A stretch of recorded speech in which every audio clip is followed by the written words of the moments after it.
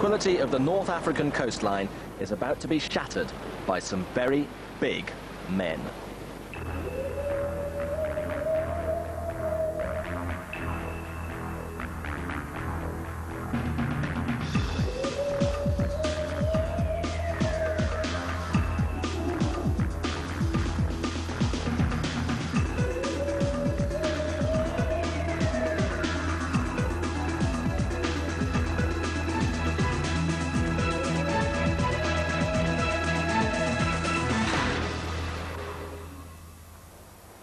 Well, Homer said it, so it must be true. Here, just 10 miles down the road from Tangier, in this very cave, the world's first strongman, Hercules, was born. Well, there's no wrestling with lions these days, but one thing you can be sure of, the contestants for this year's competition really will face some tasks that even Hercules would have balked at.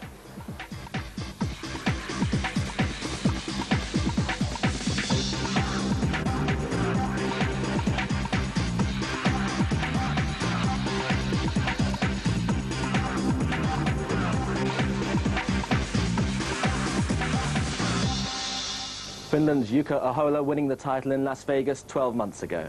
And he's here on the North African coast in Tangier to defend his title, along with 39 other athletes from around the globe, from Fiji to Lithuania, Iceland to America. Glorious conditions, barely a cloud in the sky, a constant 80 degrees, in fact ideal for pulling a 7-ton truck. So to the rules of the competition. There'll be 10 heats, 4 competitors in each, and 4 strength disciplines. The winners of each heat go through to the final, and over the next 5 days, we're going to concentrate on those featuring strong men from Britain. So here we go with Heat 1. Hi, I'm Fraser Tranter, and whilst there are no easy heats in this event, this one's probably the most difficult to predict. Derek Boyer, the island warrior from Fiji, he's one of the most colourful characters in the tournament, but he proved last year it wasn't all posturing when he made it to the final. Wout Zijlstra from Holland, alongside me, one of the biggest men in the tournament, the first of 3 newcomers to the event in this heat.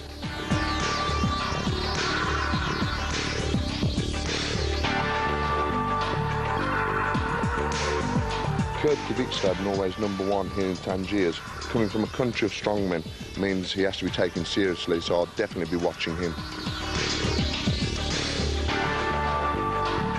And me, Fraser Tranter, it's my debut here at World's Strongest Man. I've had a great season. I'm pleased to be invited to this event, so I will definitely be trying hard for Great Britain.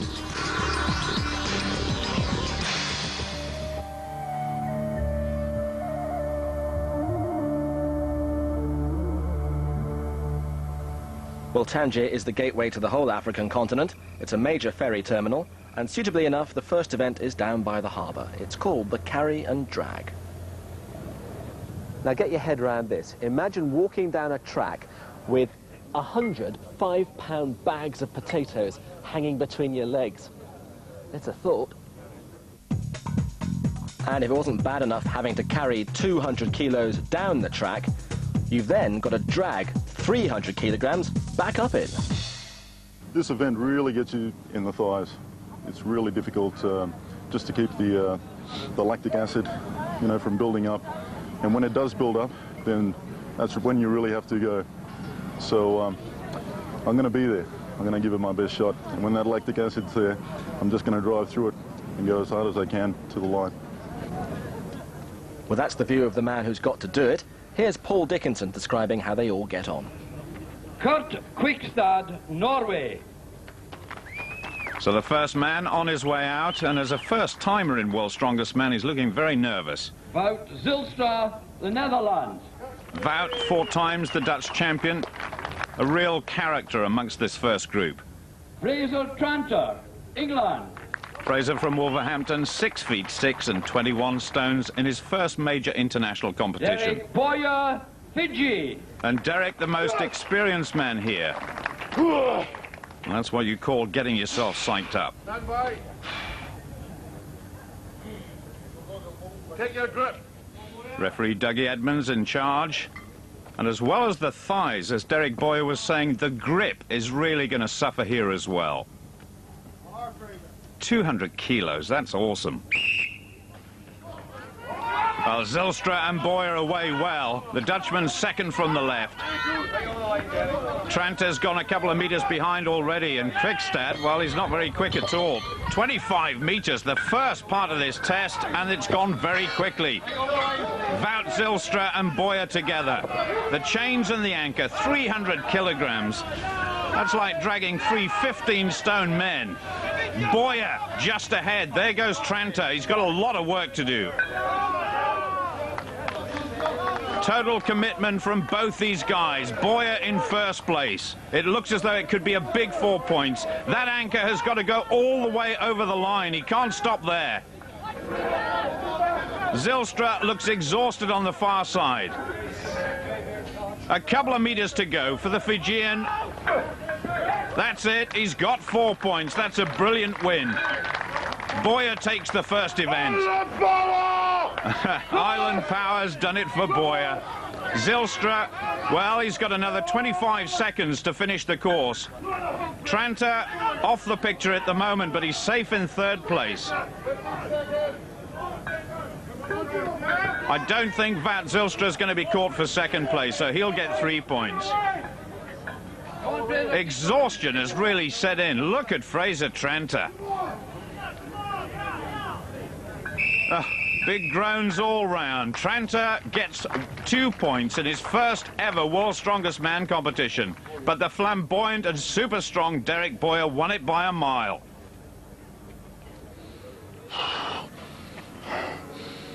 You almost made it look easy. It's not easy. I'm just waiting for my soul to return to my body. It's not easy. That looked unbelievably hard. Yeah, I think we've got the worst draw in this heat. I believe that's the hardest event of the competition. It is a killer. The legs just pump up so quick, and then they just die on you. You're just like a drunken man, you know. You just can't get up. So an excellent start for the big man from Fiji, but watch out for the Dutchman Wout Zijlstra. He's going to get better as the competition goes on, and Fraser Tranter knows he's in a really tough heat.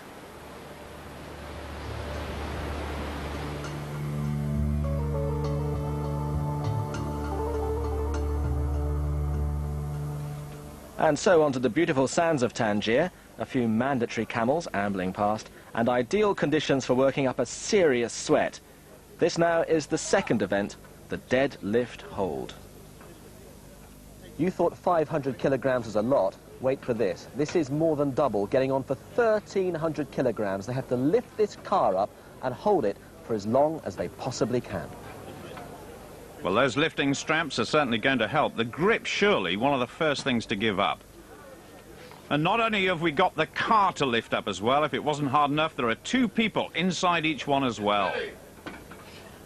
The clock will start as soon as they stand up. Fraser's up okay, a little bit of a wobble. But the time starts now. Quickstad is really struggling even to get the car up. Oh, my goodness. Away he goes, so it's now a question of the tortoise and the hare. Tranter, 15 seconds.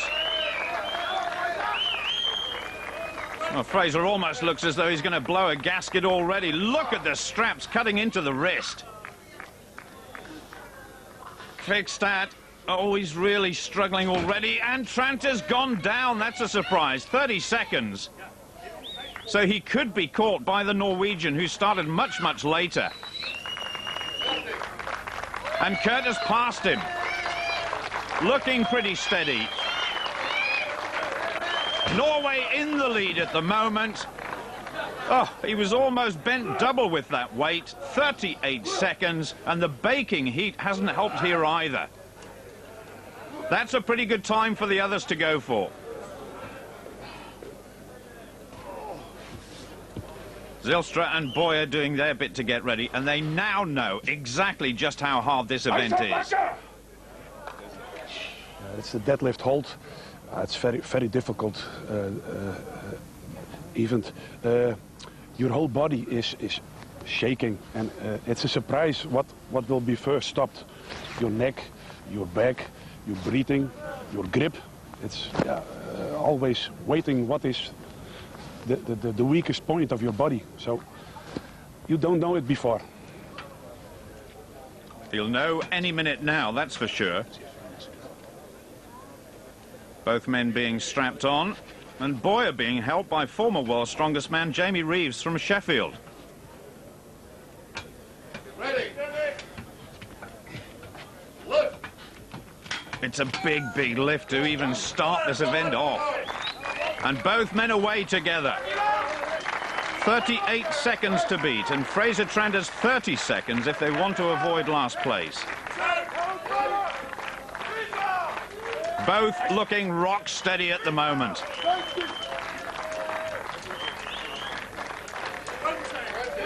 "20 seconds. Well, I'm not sure what Zijlstra keeps muttering. Whatever it is, it's working. And both men getting tremendous support. They've gone past Fraser Tranter's time. The man from Wolverhampton will only pick up 1 point in this event. Ahead now of the Norwegian. This is a real head-to-head competition.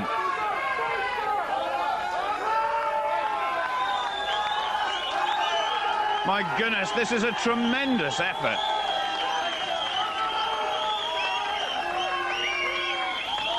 Fantastic times, over a minute. That is unbelievable. Even the passengers in the back of the car must think this is pretty good. I swear his arms are stretching all the time. Boyer gritting his teeth. He wants another 4 points here for first place.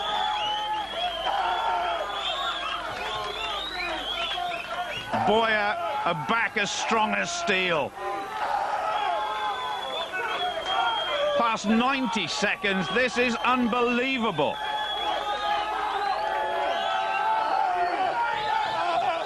Oh, Zijlstra shaking. He's very unsteady on his feet now as well. Almost bent over towards the car. Oh, he's gone. Second place once again. And the Fijian has done it. 2 events out of 2.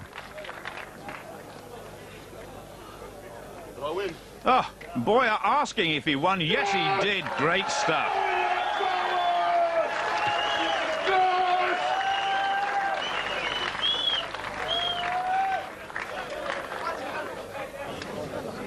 That was a serious competition. All I was looking at was a reflection of my opponent in the car, and that's all I had to focus on. Could you see his face? No, just the back of his head. But his face didn't look too good. Oh, probably neither did mine. He's a very, very tough guy, and for me to beat him, I feel very happy. Was it just a question for you there of just doing the extra 1 second more than him? You were going to let the moment he went down. Well, he took me to the absolute brink of my my strength, and I didn't have too much more. The legs was not a problem, the back. I couldn't hold him, so I have to go. I couldn't straighten my back, so that was a problem. You were screaming as though you were in real agony, were you? Yes, yes, of course. I think this heat is a fight between me and Derek, and I lost now 2 points. I didn't expect that, but okay, he's strong. So, but we have 2 events to come. I have to win both, so there's a lot of pressure now on me. Pressure because it's 2 out of 2 now for Boyer. He won that heat by 5 seconds, and that effectively means it's a 2-horse race now. At the halfway stage, Boyer knows that 1 more win will put him out of sight, and he needs to reach the final again to make up for a disappointing showing last year. Something certainly to shout about.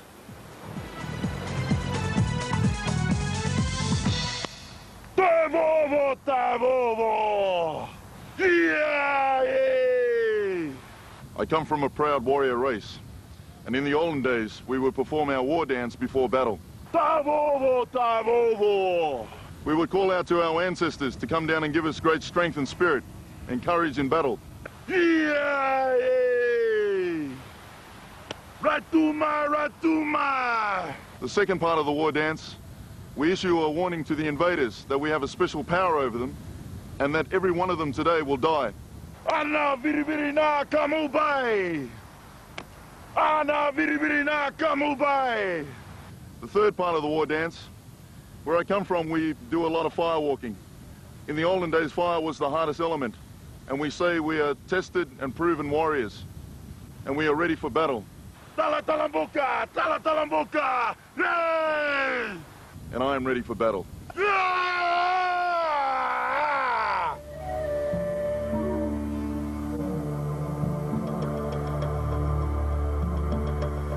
The Tangier skyline boasts an array of mosques, and right in the heart of the city, the third event, the winch. Pull a bus 30 meters, easy.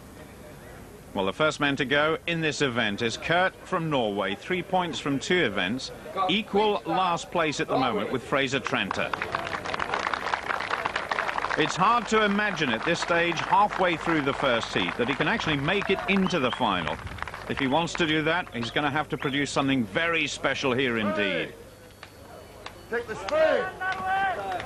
Go! So this massive bus on its way, slowly but surely. A bit like London buses in the rush hour. We're not going to see lots of speed here, but we're going to see fantastic efforts from each competitor. 30 meters. They've got to grind this winch round and round as fast as possible. Halfway down the course, it's not a bad time. Only the second time this competition has been in World's Strongest Man, and it's always a tough one. The arms are going to be burning now. It's about 40 seconds, a meter to go. Just over 42 seconds for the Norwegian, and that is what the rest have to follow.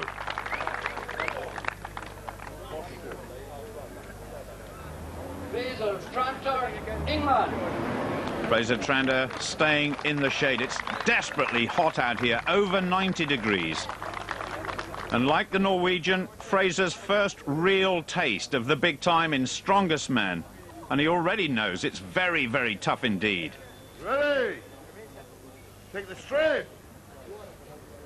Go! Now he's got to get those big 20-inch arms working as hard as possible. Hey! The Norwegian, there's his time, 42 seconds, that's the target, and he's making good progress. I think Fraser's height at over 6 feet 6 inches is going to help him here. He's towering over the winch.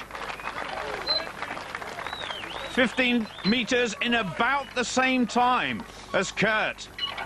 This could be close. I think he's actually speeding up. Just a couple of meters to go. This is going to be fast. Oh, that's an excellent time. 38 seconds, a cracking effort. Fraser in the lead, but the big two still to come. Fraser Tranter, his broad shoulders have done very, very well there. It could be his best event yet. Thoughts on that? It wasn't as bad as what I thought. Just getting it going was hard, and then just keeping a steady momentum. Well, Zijlstra knows he's got a real job on here, trying to get in the right frame of mind as well. Some of the people taking part here believe in meditation to get themselves all sorted out. What do you do? Of course. I make myself angry and crying, there between. That makes me strong. The body can do a lot. When you are in situations, your wife is under a car or under a... You can lift it when you're angry and strong, and so you must make your mind so that you make yourself angry and crying there between. So then you have more power than ever. So are you angry now? I try it when I see you, maybe. No. Well, I hope not. Mind, that man Infidel is pretty fast on his legs when he needs to be. Now, you heard what Fraser Tranter had to say. The start is going to be crucial. It's got to be fast. And Wout himself said that after the last event, he must win the next two to have any hope of taking the qualifying spot for the final. Going pretty well. He's got massive arms, this man. And approaching 15 meters faster than the other two. This is looking good for Zijlstra. He must have learned something from watching the other guys. 10 meters to go. He's absolutely flying. Fraser Tranter's 38 seconds is going to be beaten. He's got it. 4 seconds into the lead. That is a tremendous effort by Wout Zijlstra. What can Derek Boyer do in response to that?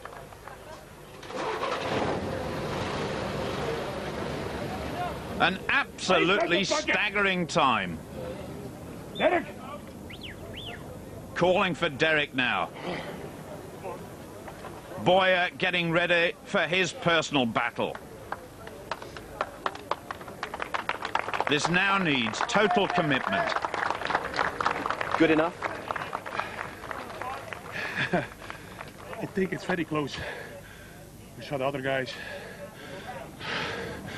Now I'm hoping and praying that he will not be faster. Will you watch him, or are you going to stay in here and just close your eyes? I watch him. I watch him. I'll tell you what, everybody's going to be watching Derek Boyer.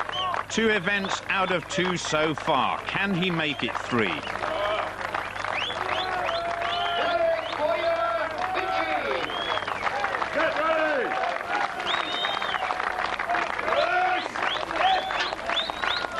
Now, what about this start? It's got to be good. Oh, he's struggling just a little bit. He's got to keep tension on that rope. And this is not good for the Fijian. Remember as well, Fraser Tranter's time of 38 seconds. This is comparatively slow.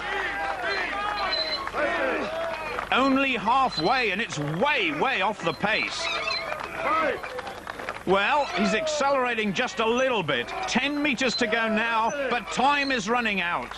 It looks as though Zijlstra could get his first win. Yes, he has. Now, what about Tranter's time? Tranter takes second and Boyer in third. That is a big surprise. And Boyer knows he's blown it. It's all going to be down to the last event.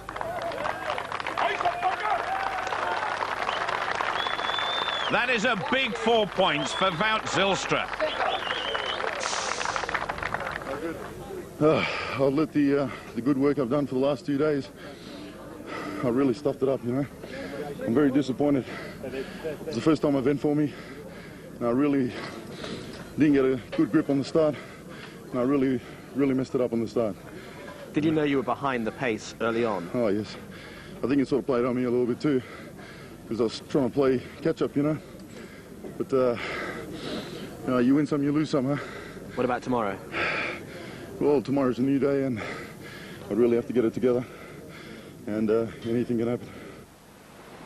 So suddenly it's wide open with Zijlstra's victory, and Boyer only picking up 2 points after finishing third, almost 2 seconds behind Fraser Tranter.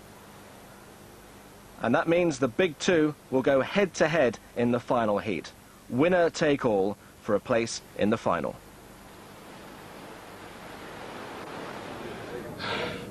I sleep better now, okay. When I lost of him, it was over. Now I'm in the race. And tomorrow I win.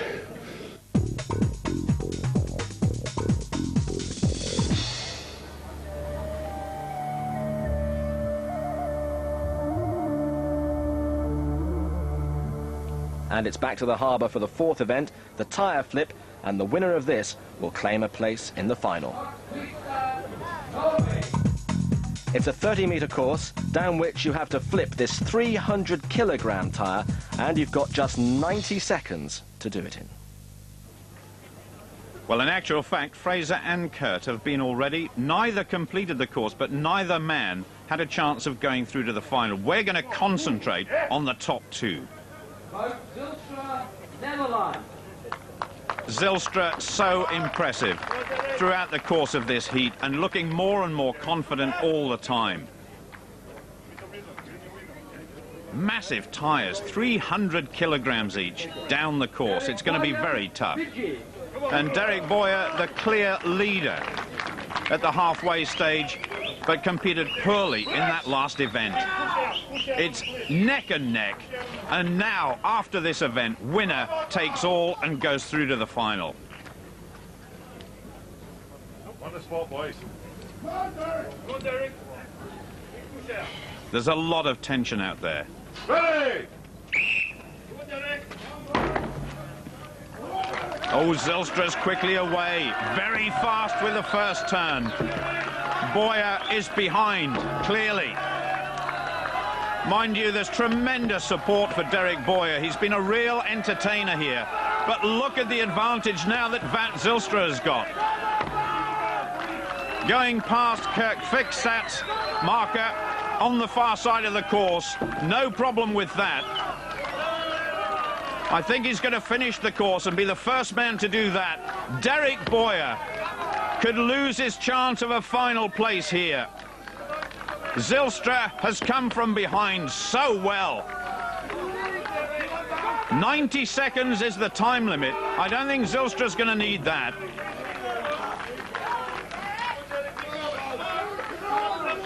Derek Boyer is going to be so disappointed. Zijlstra, what, one more turn, possibly two, and he's going to make it. He's got it. It's just gone over the line. His first time in the final. What a finish. And what a character as well. Derek Boyer must have thought this was going to be his year. He's absolutely gutted. We were equal, but I know I was strong today. When I waked up this morning, it was good in the mind. So it was no problem. Now we go for a final. I can't tell you how bad I feel. But Wout deserved to win today. He's a stronger man than me today. And I give him full credit. He's done a good job. But there will be a next time we meet. And things will be different. Zijlstra, the only man to complete the course in the allotted time, leaving Boyer broken and in third place. And so it's Zijlstra who goes through to the final, and for Fraser Tranter, a good debut performance, but he knows there's considerable room for improvement.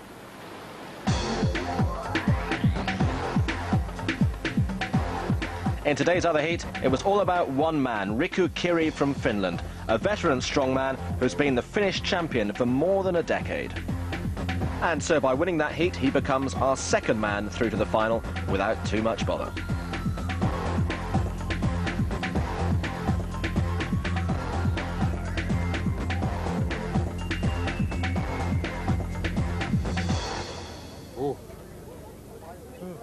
So a North European monopoly in the final so far, a Finn and a Dutchman, with Zijlstra, a meat controller from Friesland, coming through after a titanic battle.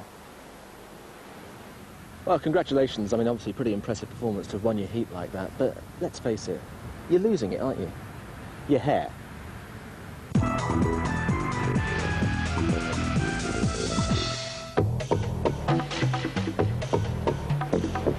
In our next programme, Russell Bradley, Britain's strongest man, takes on the runner-up last year, the Great Dane, Flemming Rasmussen. We'll see you then. And that's at 3:35 on Bank Holiday Monday afternoon. How's your team done? Final score with all the Boxing Day results next on BBC One.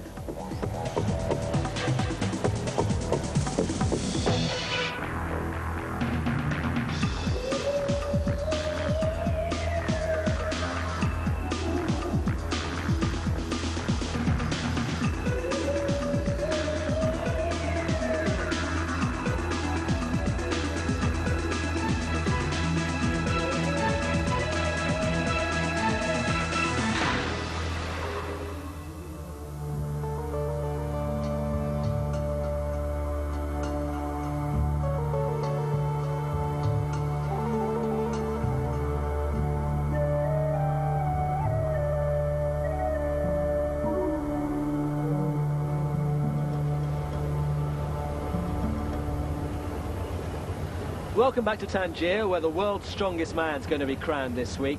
And you know, these guys are seriously big. You and I consume between 1,500 and 2,000 calories worth of food every day. These fellas are talking in excess of 7,000. That's hundreds of these things. In our opening programme, Wout Zijlstra of Holland came through a furious head-to-head battle with the Fijian Derek Boyer. Boyer took an early lead, but he fell away badly as the Dutchman won the last two events. And Zijlstra now looks a good outside bet for the title. In the other heat, the veteran Finn Riku Kiri simply tore his three opponents apart. And having claimed a place in the final, they now have the luxury of sitting back and watching the rest struggle. So 2 men through to the final already. We're still waiting to find out who the other 8 will be. And there are 2 further heats today with considerable British interest in one. Hi, my name's Russ Bradley. I hate cameras, and I reckon I've got myself into a pretty tough heat this year. The biggest danger is Flemming Rasmussen. He's Denmark's strongest man. He's vastly experienced in this event and came second in the final last year.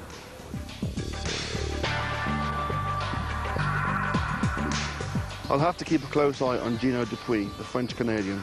He's a full-time professional strongman, and he's put on a lot of weight and strength since last year. Next up is Martin Muir from Germany, possibly the world's top amateur, but this is his first major professional event.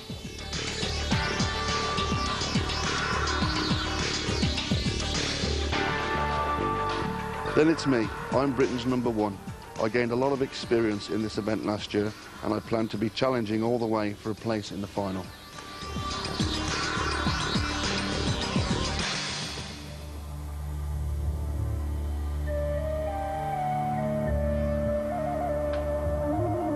We're down at the harbour for the opening event, the centre of commercial life in Tangier for centuries and a mere stone's throw from Spain.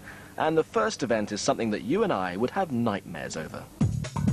This is the super yoke. It weighs 355 kilograms and they have to carry it down the course as quickly as possible. So let's put this event in some kind of context. It's the equivalent of carrying 2 of me on each shoulder and 1 on my head and then running 25 metres that away. The most difficult thing in this event is to keep up the speed and hold it steady. And it's really going to hurt in my calf. Never mind the calves, what about the shoulders? Let's join Paul Dickinson to describe the event. Last year's runner-up, Flemming Rasmussen, he'll be the first out, weighing in at a very trim 25 stones. He's a great competitor. Speed's important, but balance is absolutely crucial. Bradley, England. Russ in his second World's Strongest Man competition, a comparative lightweight at only 20 stones. Gino Dupuis, Canada. Gino Dupuis, the man with the rolling stomach, and another great character in World's Strongest Man. Martin Muir, Germany. And Muir, well, Germany have always produced great strength competitors. Get ready. Dougie Edmonds, as always, the referee, a former international shot putter. So, which one of these 4 will get away to the best start? 4 big points for the winner, as always. And Dougie Edmonds, a brilliant Highland Games competitor in his day. Now, what about the start? It's Rasmussen and Bradley on the far side. The German not going too badly too, but Gino Dupuis struggling. Muir way back, but look at Flemming Rasmussen on the far side. He's almost sprinting away and he's finished already. That is unbelievable. Russ Bradley finishes in second place. Oh, Russ really hurting at the end there. But Rasmussen was outstanding. Martin Muir of Germany has just finished as well. And Gino Dupuis, the Canadian, really struggling halfway down the course. He's going to finish up with just a single point. But Flemming Rasmussen was simply outstanding. I showed Ross how I looked from behind, and no, that was good. Good race. I could see him the first 10 meters in my eye, and I tried to speed up a little bit. it paid off. At what point did you think, I've got to just complete this and I'm not going to win it? Well, about halfway down the course, it started to dig in the bone and back. It became very painful, so I just, you know, rather than go too quick, I just had to finish the course. That hurt. Good start for you, though. Yeah, not bad, not bad. Could have been better, but I'm happy with that. Happy with second behind the Big Dane, but a quite sensational time of just over 13 seconds by Rasmussen. Muir third, Dupuis fourth.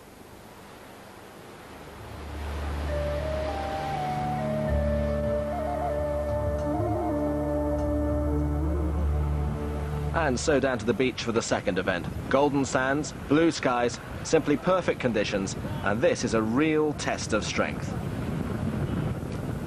And you had trouble putting your Christmas tree up. This is a very big tree, or at least it was. Now it's just a very big log. And that's all it is. This giant tree trunk weighs 380 kilograms. That's the equivalent of bench pressing 115 kg. I've been training for this exercise, and what am I expecting is the big rush into the deltoid, trapezius, lower back, and the legs will be involved in the calf. But the key here is explosion, explosion, explosion. If you're not exploding, you wear out. That's it. Gino Dupuis, Canada. Well, they're always so technical, these guys. Basically, what the Canadian is trying to say is it's going to hurt all over. Take your position. The equivalent of lifting a 17-stone man over the head as many times as possible. Lift. 1, Well, he's away well. 2. This is just about as close as you'd come to a weights exercise in a gymnasium, but this is seriously heavy, as John was saying. 6. He's got to lock the arms out each time. 8. A little push with the legs as well, that helps. 10. And that's 10 repetitions. Dupuis is going very well. 12. Impressive. He's going to start running out of oxygen soon. These big men don't really like the endurance events, and this is real endurance in the arms and shoulders. The crowd will scream for one more. Oh, he's got it, just 17. That is going to be tough to beat. He asks how many? 17 it is. Oh, I think he liked that.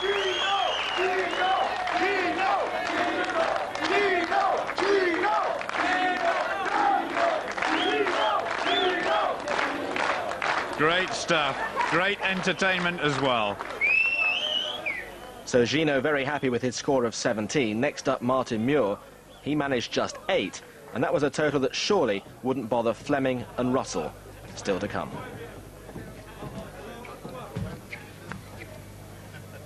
Russ Bradley next. Bradley, Just a England. single point behind Flemming Rasmussen after the first contest. I wonder if he's recovered from that contest as well. His back was hurting a lot. Set. It's a big total that Dupuis has set. 17.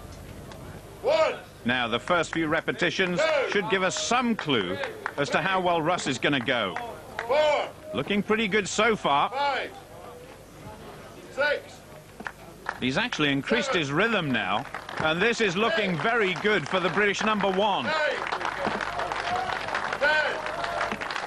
Well, these men always talk about lactic acid. That's when the muscles start to feel heavy and slow, and it should just about start kicking in now. A couple to go to draw level. Now, come on, Russ, you're nearly there. 17. He's got 17. Can he do one more? Yes, he can. He's in the lead. Oh, he couldn't quite do 19.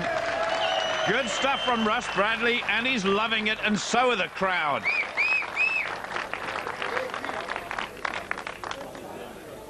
That's good, isn't it?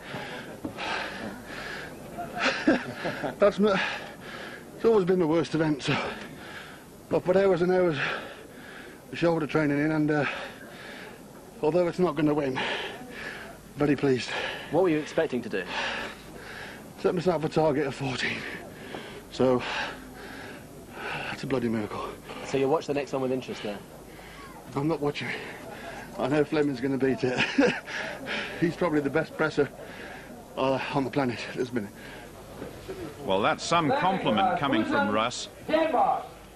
But Flemming Rasmussen has massive shoulders and arms as big as most people's legs. There's going to be great support for this man. Now, Rasmussen already clarifying the rules with Dougie Edmonds. He's had problems with this type of competition before, where you must lock out the arms for the repetition to count. Be interesting to see what happens. Edmonds saying take it lower, down to the chest, but Rasmussen gets away. A little bit shaky. Oh, he's disallowed one already. And Flemming, not happy. Gives Dougie Edmonds the evil eye, that's for sure. 10 repetitions. He did so well to take second place in the final last year, and he wants to go all the way this time. Early days yet, there's a long, long way to go. That's a good 17 repetitions, 18 to draw level with Bradley, and the referee says yes, 19 repetitions, but I reckon he disallowed at least 2 along the way. Maximum points once again for Flemming Rasmussen.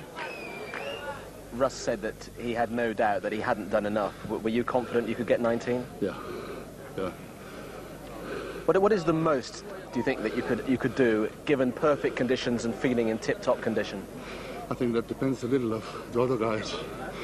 If I do 18, I just have to do 19. If I do 25, maybe I can do 26. But 19 was enough to claim the 4 points, and Rasmussen clearly in very confident mood, and Gino's 17 was only good enough for 3rd place. So the group is clearly splitting into 2 now, with an Anglo-Danish battle materialising for a place in the final. Food for thought. These guys are big, but how did they get to be so big? Well, they eat a lot. You and I consume between 1,500 and 2,000 calories worth of food every day. They're talking in excess of 7,000. So let's take you on a daily food shop for one of the world's strongest men.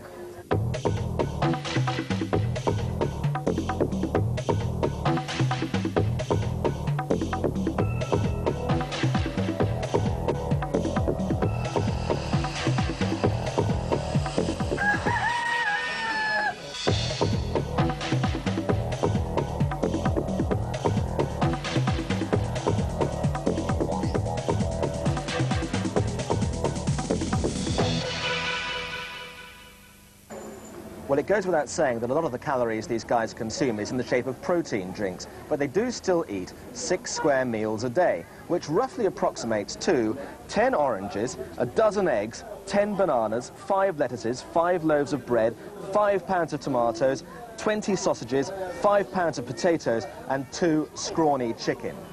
So all I've got to do now is sell this stuff, but by the look of things, I'm not going to have too much bother.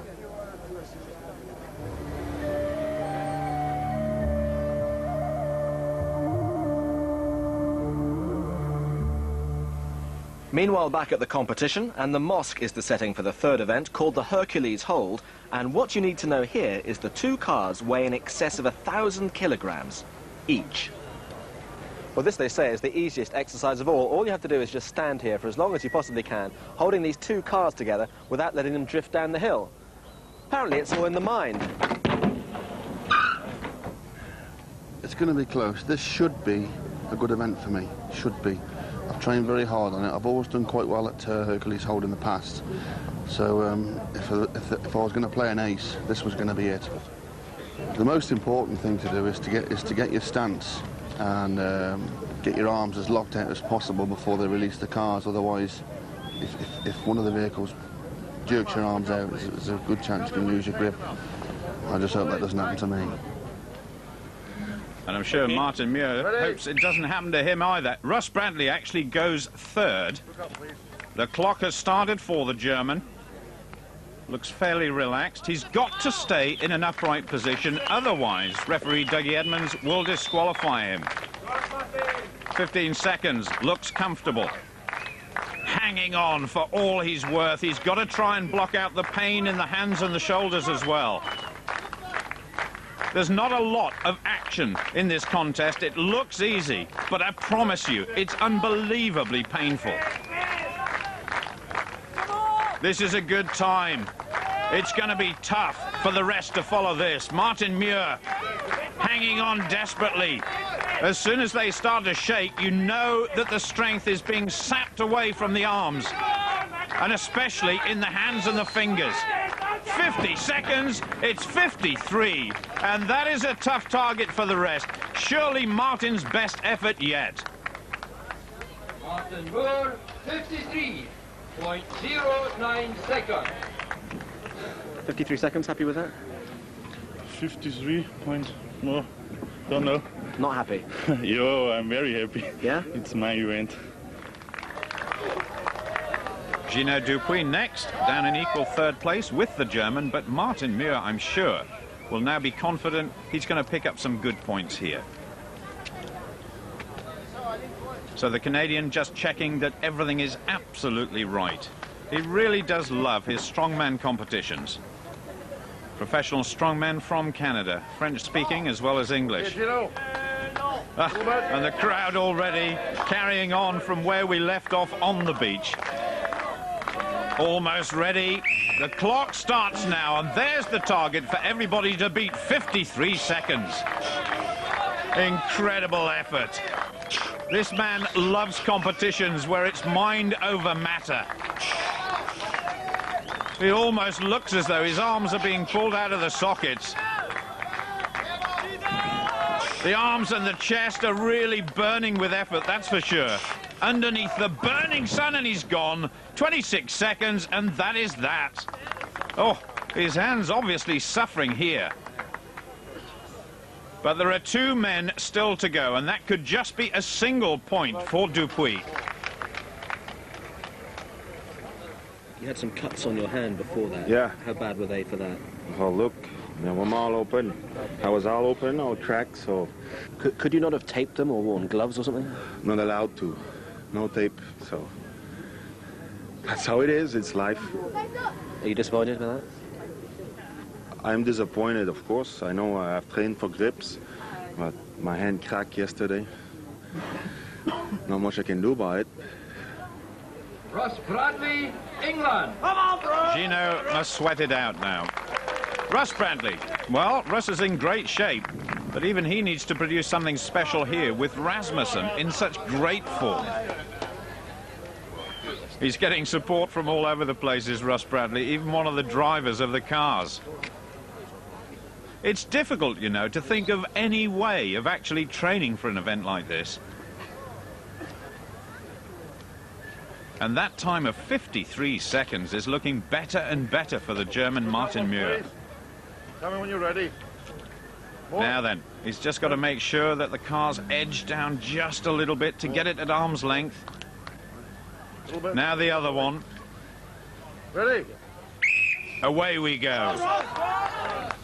Well, despite the fact it's early evening here, the sun going down over the horizon, it's still pretty hot, and the competition is really hotting up as well. 26 seconds, the time of Dupuis. That's the first target. And then this awesome time of Martin Muir. Getting close to the Canadian, and he's gone past it. That's an extra point for Russ Bradley. But how much more has he got? Oh, he's beginning to shake. He's getting a little bit lower. Oh, he's gone. 40 seconds in second place. Muir still has a big lead, but Russ has moved into second for the time being. Still, Flemming Rasmussen to come. Russ Bradley did 40.55 seconds.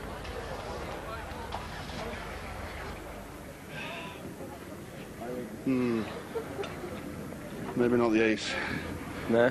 Nah, it's a lot of... I've got a lot of pain in the middle of my back from that super yokes the other day, and I was trying to get comfortable, and it was pulling and pulling and pulling. In the end, it was stopping me from breathing. So it's a bit disappointed with that. It's a respectable time, but needed another 15 seconds, I think. Flemming Rasmussen, Denmark. Well, Flemming has got hands like shovels. He should have a grip of iron, but who knows? Looks can be deceptive. Looking relaxed. 3 wins in a row would be quite unbelievable in this standard of competition. He certainly had a few words with Dougie Edmonds after that last contest where a couple of his repetitions were disallowed, but all that is forgotten now. There's another 4 points at stake here for Flemming Rasmussen. Okay, Flemming, tell me when it's okay. A little bit, Billy. A little, very slowly. Easy does it. Yes. He's ready. The last man. And still 53 seconds. Stands up as the best time so far from the first competitor, Martin Muir of Germany. And remember Russ Bradley's time as well. Russ currently in second place at 40 seconds. No movement whatsoever. Rasmussen rock steady. He's gone past Dupuis easily.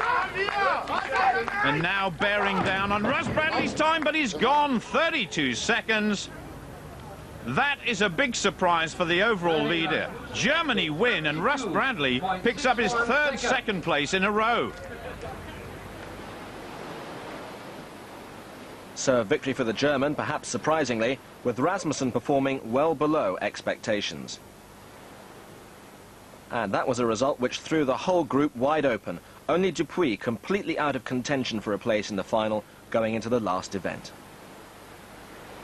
It's going to be all on the tyre flip tomorrow, but it's going to be a combination of which wins, whether it's the nerves affect me too much or the confidence and the inner strength takes over. We've got to wait and see. Looking forward to it, though.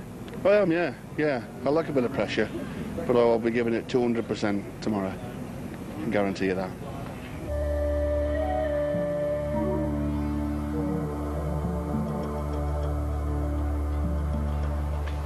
Russell's 200% required down at the harbour, where this group is going to be decided, and an expectant crowd are there to see the tyre flip. This is where the guys have to move a 300-kilogram tyre down a 30-metre course as quickly as they can. And this is absolutely fascinating. Martin Muir heading Gino Dupuis by some distance. And if he can maintain this position after Bradley and Rasmussen have gone, well, there's an outside chance the German can go through to the final. Oh, we'll just have to wait a few seconds as the last two get ready to see what's going to happen. Martin Muir, brilliant in the last event. Can he hang on to first place and go through to the final? Well, those markers are all important, so let's be clear about exactly how the group stands at this stage. The onus on both Rasmussen and Bradley. If the Dane wins his heat, he's through to the final. Russell has to finish 2 clear places in front of him to be the first Briton into the final. Martin Muir can still make it if Rasmussen comes last. So the ball is very clearly at the Dane's feet. Flemming looking relaxed. He's a very experienced competitor and knows precisely what has to be done. Oh, Russ Bradley falling behind already. This is not good news for Great Britain. Rasmussen away to a cracking start. We've seen some tremendous finishes in these competitions, and this, I think, is going to be another one. Rasmussen looking confident, approaching the mark set by Gino Dupuis, and that will be enough. Oh, Russ Bradley, he gave his all in the previous 3 events, but now I think he knows he's not going to take that precious place in the final. Flemming just glancing over his shoulder. He knows he's done enough, and he wants to finish it off in style. Pacing himself. 10 seconds to go. I think he does want to win it, and win it well. He's heading for that place in the final once again. Flemming Rasmussen does it. And Russ Bradley's challenge, although valiant, is gone. How do you feel now about your group, having won it. What was the crucial event for you, do you think? This one definitely, because I knew I had to beat Russ, and just have to go for it. Super. So half the job is done, you're in the final. What are your thoughts about the final now? Oh, ask me again just before the final. I don't know now. But what he does know is that he won that fourth event, and Russell Bradley faded away when push came to shove. Or should that be flip? And Rasmussen won the group by 4 clear points in the end, with Muir in second place by virtue of having actually won one event, and Bradley was a disappointing third. In the day's other heat, the giant Icelander Torfi Olafsson was locked together after 4 events with the Finn Jani Vatanen. It all came down to a sudden death race-off. And it's winner take all in this shortened 15-metre course. Vatanen giving away 35 kilograms in body weight to the biggest man in World's Strongest Man, 29 stones of Icelandic strongman. Grit and determination from the Finn, but Olafsson already just ahead. Iceland, the greatest ever nation in World's Strongest Man competition, look as though they're going to have a man in the final again. Olafsson is coming away. I don't think Vatanen's got anything left. It's going to be Torfi Olafsson, and he's got it. Yes! Yes! I am not finished! I am Icelandic! Not finished! Icelandic! Ah! Did you have any worries beforehand? No, not so. Just get it done, get it over with, and be in the finals. And he is, and it's a European monopoly at the moment. And just in case you needed clarification, Torfi is not from Finland, he's from Iceland. It's Kiri, Zijlstra, Olafsson and Rasmussen, 25 stone of Danish bacon. Well, well done, but, I mean, you know as well as I do that 99 times out of 100, Russ would have beaten you, and really, you're quite fortunate to be in the final, aren't you?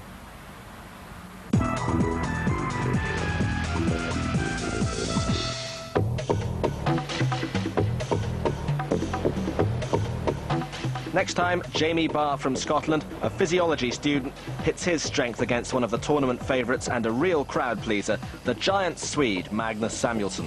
See you then. And the next heat is tomorrow at 3:35 here on BBC One.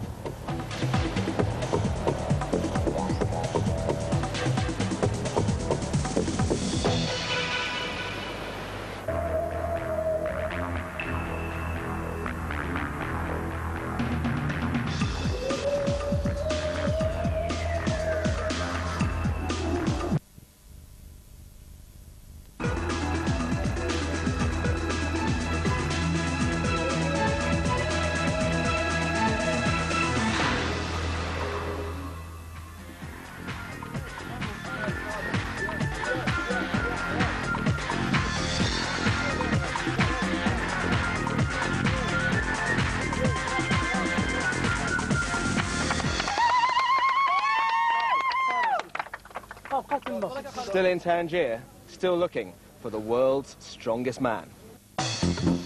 In yesterday's heats, Flemming Rasmussen of Denmark was up against Russell Bradley of England. It looked close for a while, but in the end the Dane was too big and too strong and claimed his place in the final.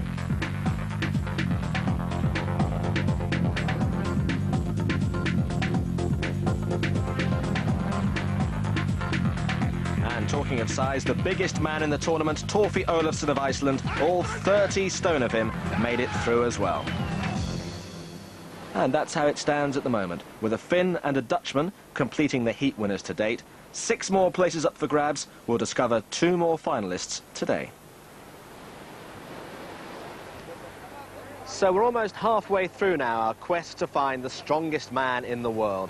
And just to remind you how this whole thing works, there are 10 heats, 4 disciplines in each and 4 competitors in each, and the winners of each of those heats go through to the final at the end of the week. Today we're going to focus on the Scottish Challenge. Hi, I'm Jamie Barr. Some say this is the toughest heat of the lot, but we'll see. The reason is this guy, Magnus Samuelsson. The Scandinavians are always strong, and he's one of the strongest. A big favourite with the fans. He's a big fella and a big worry.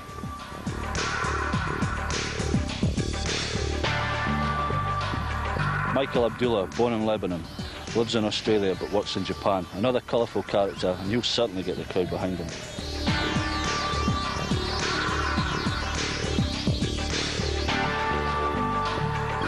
Wayne Price, a vastly experienced strongman and a true gentleman among giants.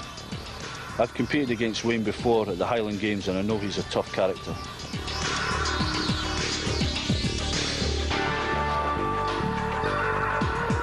And now me, Jamie Barr, born and raised in Fife. I'm up for it.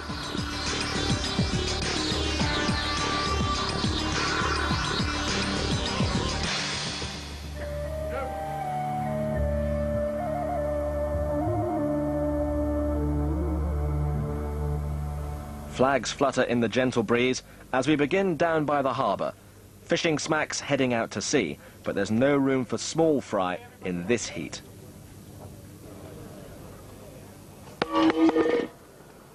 You know how hard it is to get a washing machine between the tumble dryer and the sink? Well, imagine carrying one washing machine in each hand and then taking it 50 metres. That's what these guys are about to do. It's called the Farmer's Walk, though when did you last see a farmer doing this? And each cylinder weighs 120 kilograms. Well, basically this event is primarily, it's harder on your grip than anything else, but you've got to watch not go too slowly, otherwise the grip burns out. But if you go too quickly, then your legs will burn out. And basically, when they finish this event, your arms feel like they've been pulled out of your sockets. So watching the arms and the sockets for us, Paul Dickinson. Jamie Barr, Scotland. And this is a big moment for Jamie Barr to try and make it through to what is definitely going to be a fantastic final.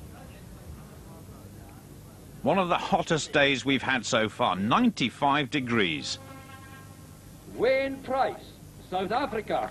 Wayne, bodybuilder turned strongman. One of the strongest men the African continent has ever produced. Michael Abdullah, Japan. And when he's not doing his strongman shows in Japan, he's a primary school teacher. He has no problems whatsoever with discipline, that's for sure. Magnus Samuelsson, Sweden. Samuelsson, a really big favourite. He's already won a number of competitions in Europe this year. 50 metres of sheer purgatory ahead for these guys. Flags, watch it. Jamie Barr on the far side. His first ever World's Strongest Man competition.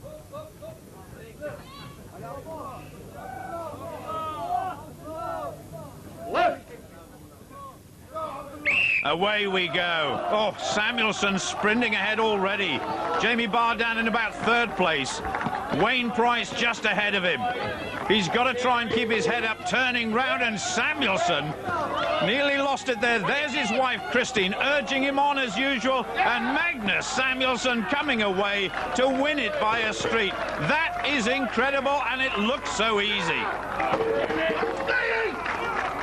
Wayne Price in second place, Jamie Barr some way behind, but 4 points for Sweden already. Now come on, Jamie, 2 points is better than 1. Well done for the Scot.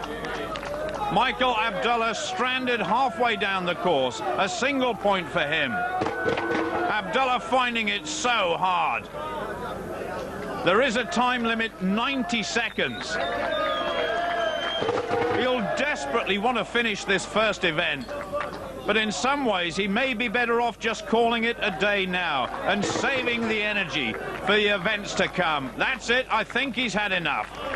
Samuelsson, the winner. He was a class apart from everybody else. In a straight line, I can do around 30, 35 seconds with this 100 meters. And what about without that? What would you run as an athlete? No idea.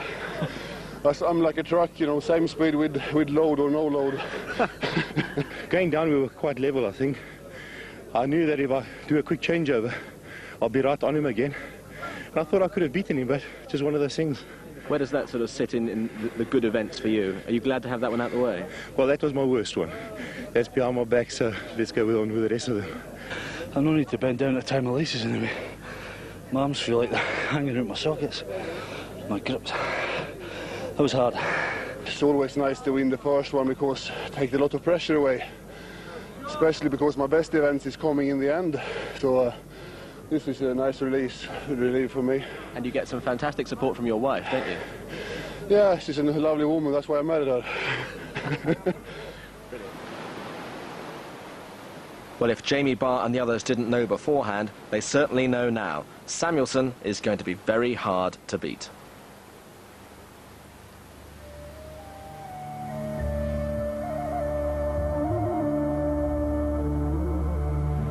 And so to the beach and the sights of Tangier. Blue skies, warm breeze, golden sands, the odd camel. In fact, it's time for a guided tour. Hello, my name is Magnus Samuelsson and this is my husband Magnus. And I'd like to show you around his body, my favorite parts. And I think I start with the legs. These legs, oh look at these legs, they're really huge. I can't reach around them, but the arms, oh, the arms is 56 centimeters around the arms. Look at the arms. Oh, I love them. And then you go down to this part. This part here, the bumps is also good. But actually, my really favorite part is this. Look on the chest of this man. It's really beautiful, isn't it? But my favorite part, I won't tell you about that one. And so to event 2. This is powerlifting to you and me. 110 kilograms. Jamie Barr managed 3 repetitions of the log lift, and likewise Michael Abdullah. That was a disappointing tally for both of them. So far my results in this competition are too good. I'm going to try and stop myself from sinking like the Titanic. Hard man to keep down. I'll be back in the next couple of events. But not much of a target for the other 2 to aim at. Magnus Samuelsson. And so the top 2 now going for maximum points.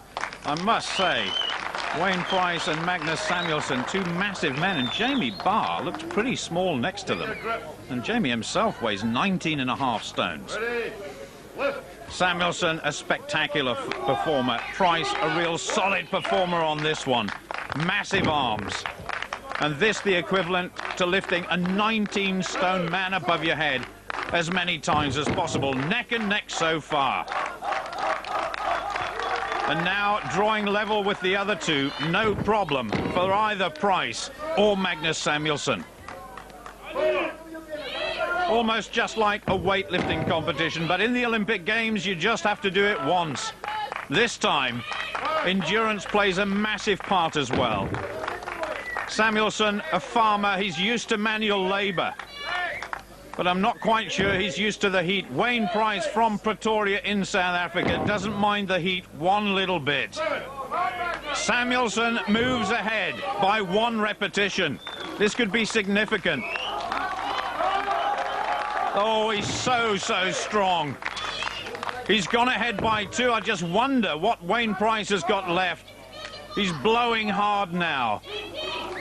6 repetitions, well, that might be it, and Samuelsson puts another one on the board.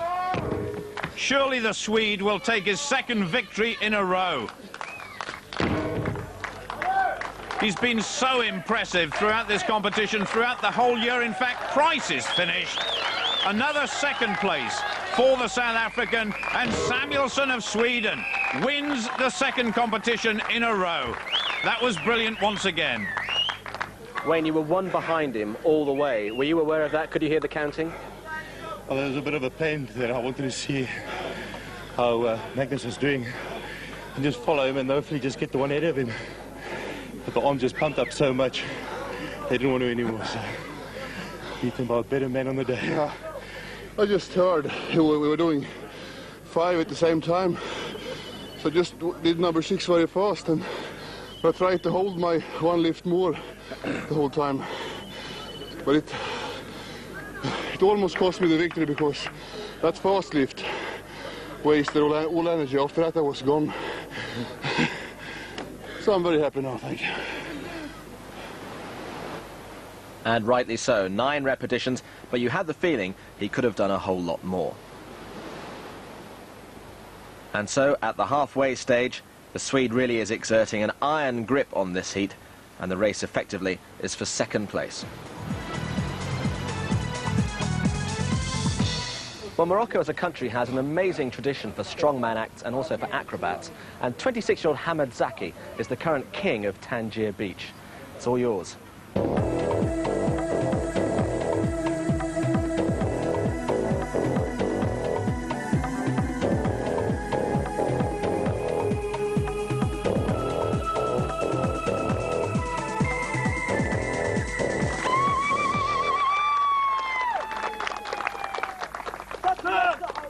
Well, watching all that has been Wayne Price, who you've seen in action earlier on in the programme. Now, what did you make of that? Well, as I say, we all got our own talents, and that was very, very impressive. I'm sure it takes a lot of balancing and a lot of power to get that type of pyramid done. How many do you reckon you could get up, as they say? Well, I don't know. It seems there's a lot of technique in getting the guys up, so I don't know. We'll have to see. If we can, I think if we can get that technique, I'm sure we'll be able to get a few up. It's a challenge, isn't it? It's a challenge. That's what the strongman's all about. Okay, here we go with Challenge Wayne.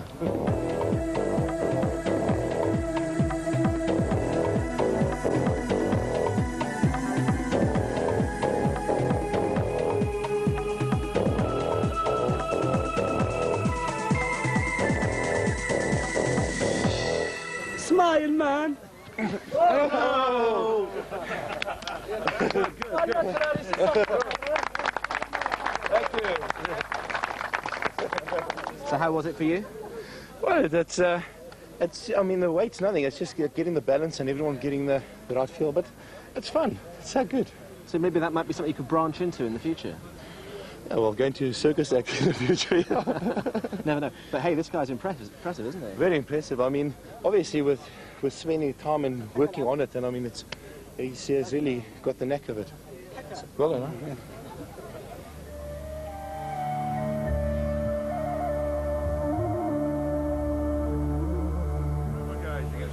So going into the second half of this heat, we're down in the centre of Tangier at the mosque, and Samuelsson leads and knows that if he wins this next event, a place in the final is his. Well, this next event's fairly straightforward, actually. It's called arm-over-arm pulling with this rope. Only thing is, though, 30 yards away, there's a very big truck. And first up was poor old Michael Abdullah, still on board the Titanic, and the iceberg getting ever nearer. Enough to make your moustache curl, in fact. He managed just over 12.5 metres. And so on to Jamie Barr. He really is an impressive guy, and I think with more experience, he could be a great competitor for the future. This year's World's Strongest Man, well, it could have come just a little bit too soon for him to make a serious threat to go through to the final. Away we go. 16 tons of truck on its way down the 30-metre course. He's really got to put every ounce of strength into this one. The back, the legs, and of course the arms.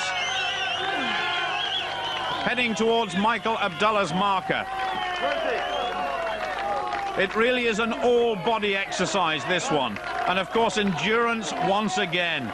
Not the favourite thing for these strong men. Away we go with Michael Abdullah's marker. The Scot has picked up an extra point. He just cruises past it. And Dougie Edmonds, the referee, giving the Scot some clues. He's shouting out the time. And he's still going pretty well. Oh, he's beginning to slow down a bit now. Getting close to 20 metres. Oh, my goodness, he's beginning to look absolutely exhausted. He desperately wishes to finish the course. I'm not sure he's going to do it. The clock ticking away. There's a 2-minute time limit. And he's actually got just under 10 metres to go. I think it's going to be too much. Well, he knew precisely what sort of pain he was going to suffer here. That's no consolation. Once you've pulled that 16-ton truck as far as you possibly can, I can't see he's going to do any more. It's around about 22 metres. Come on, Jamie, just one more effort. That's it. Another gutsy effort from Jamie Barr.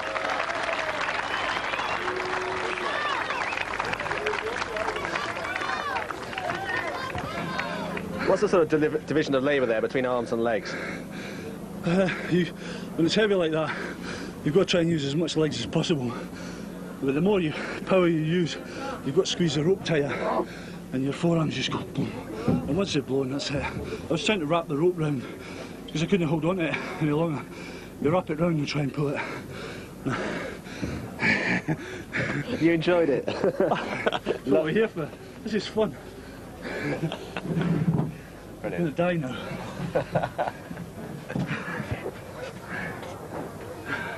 Well, I'm sure Jamie Barr will recover. South Africa. But next it's Wayne Price, back from the beach.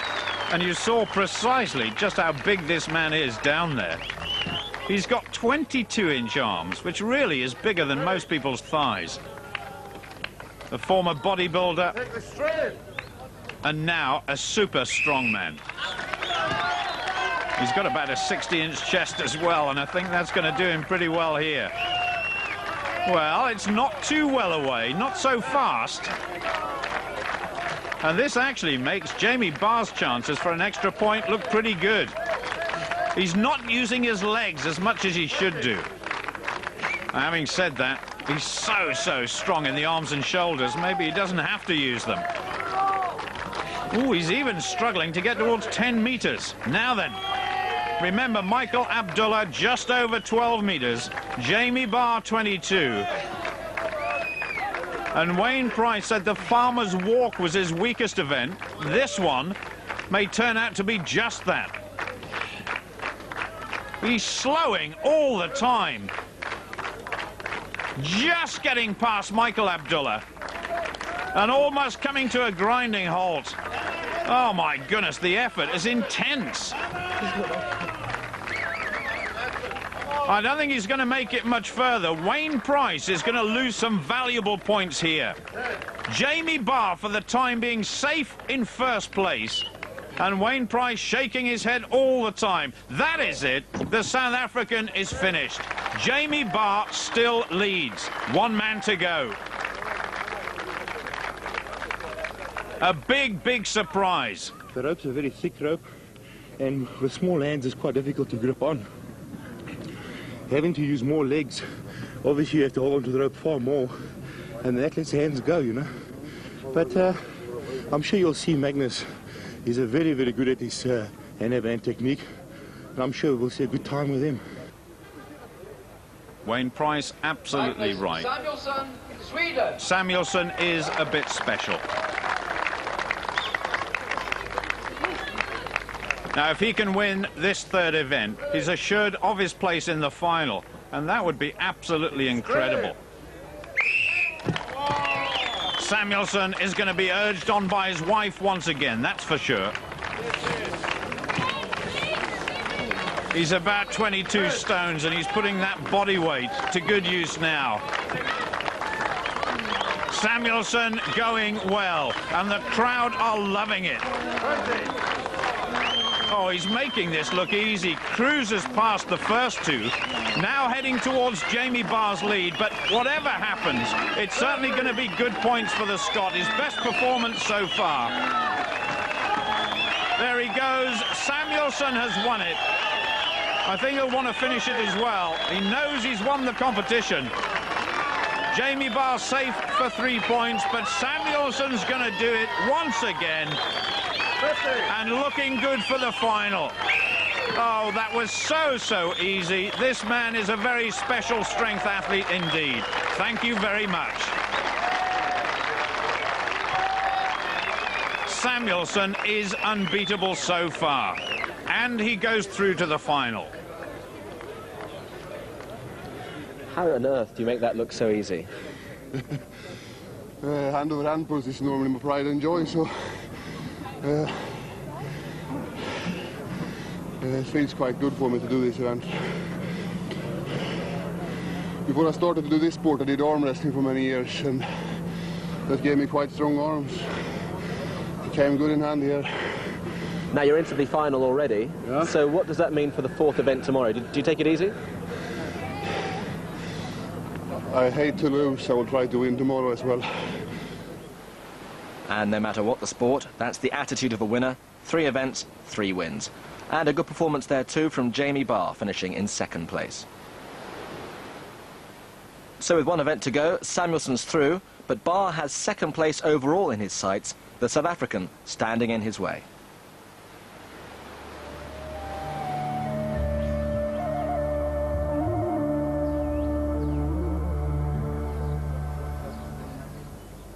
No sign of the Armada as we look out to Spain, but another glorious day down at the harbour. And even though this particular heat's already been decided, it's a question of pride for the Scot. It's the tyre flip, a 300-kilogram tyre to be moved down a 30-metre course. And it's going to be interesting to see what Jamie Barr has got left. But first of all, Michael Abdullah. He's a real favourite here with the Moroccan crowd.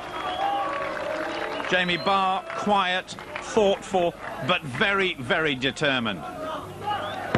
And Jamie Barr is streets ahead of Michael Abdullah. This is a very good effort from the Scot. He really is finishing with a flourish. Well, he's not going to make it through to the final, but he's made a name for himself in this one event. Oh, he's just short of the line. He needs another flip. Tantalisingly short. It's still going to be a very good effort for Jamie Barr. Push it over, that's it, 1 minute 12 seconds. Well done, Jamie. Shouldn't you be more out of breath than you are? No. I am really. That's a better event for me, yeah. So I don't know what the time was, but we'll see. At least I finished it.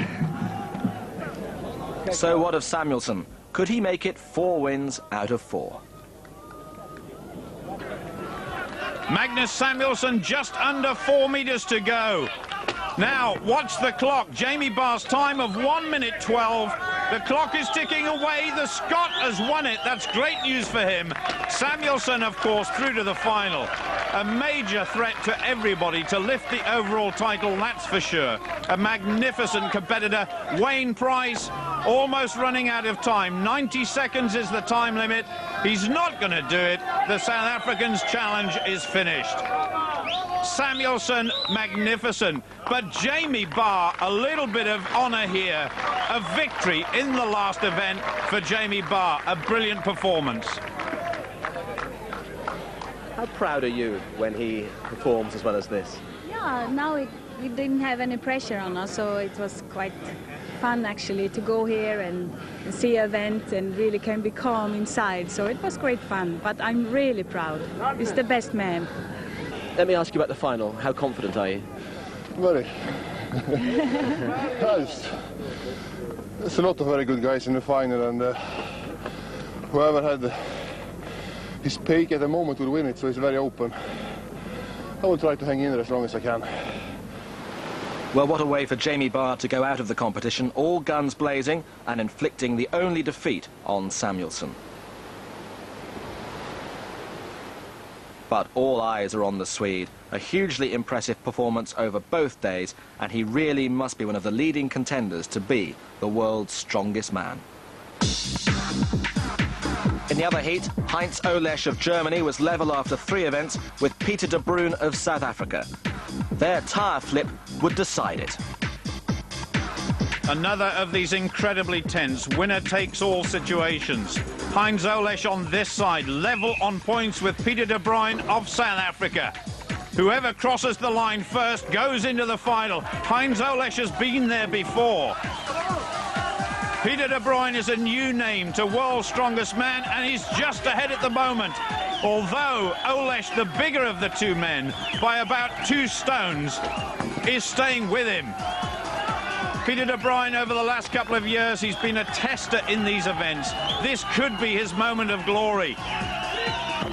Oh, it's neck and neck. It's desperately close. The South African has just got the edge. I don't think the 90-second time limit is going to be an issue here.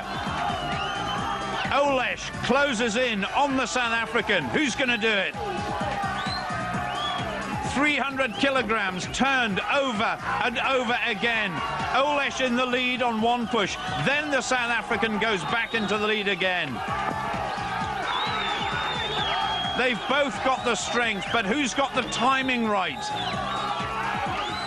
Olesh looks as though he might be running out of steam just a little bit. Tremendous cheers for both men. They're getting very close to the finish, but the clock is ticking away. 13 seconds to go. Whoever finishes ahead is going to make it through to the final. Olesh cannot shift that tyre. He's blown it. Peter de Bruyne goes into the final. Oh, absolutely exhausted, but he's done it. What a great race that was. It was a hard one for me. I didn't plan on going so far. But I had a good first flip. And it gave me the edge on Heinz, and I knew I just had to stay in front of him. And I must tell you, it's terrifying seeing Heinz just behind you. And you can see how he's catching me. But luckily for me, the time was on my side. So De Bruyne breaks the European stranglehold, but as you might expect, the Scandinavians have the greatest representation, with 3 out of the 6 finalists already decided. Well, many congratulations on getting to the final, but the thing is, you may be big, you may be strong, you may have the most beautiful wife, but like all Swedes, you're just so boring.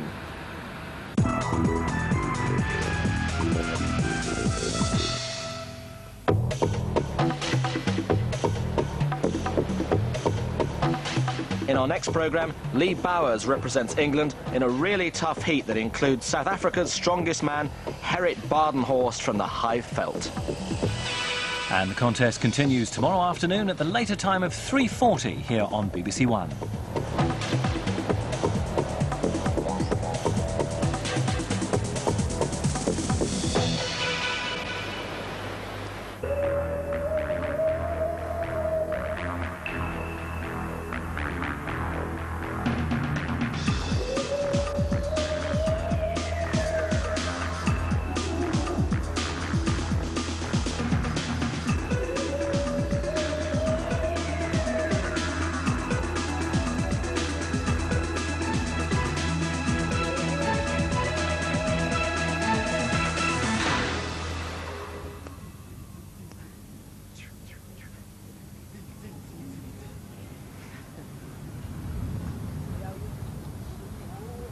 Whoa, whoa, whoa, whoa, whoa, whoa, whoa.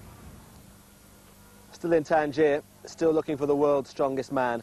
A guy so strong, he could not only pick up a camel, he could eat this one for main course, and have that for pudding. In our previous 2 heats, the massive Swede Magnus Samuelsson, with glamorous wife and mentor Christina at his side throughout, blew away the opposition.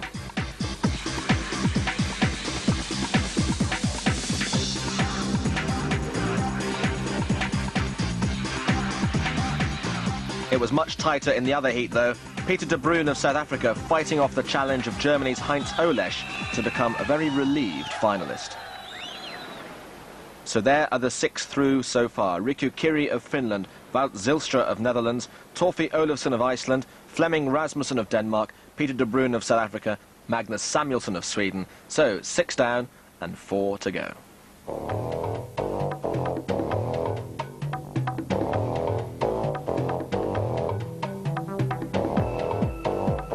God, isn't that soft? Hello, how are you? Well, of course, the whole point of this competition is that there are 10 heats, each of 4 contestants and 4 disciplines. The winners go through to the final at the end of the week. And we're going to concentrate on this heat now!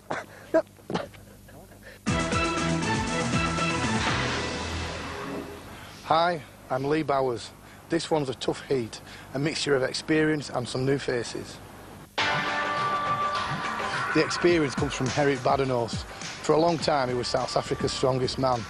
He's heading towards 40 now, and the question we're all asking is, does he want it enough? Badenhorst from Spain is definitely one of the happiest guys on the circuit. Why shouldn't he be? He looks good, and he's definitely hungry for a place in the final.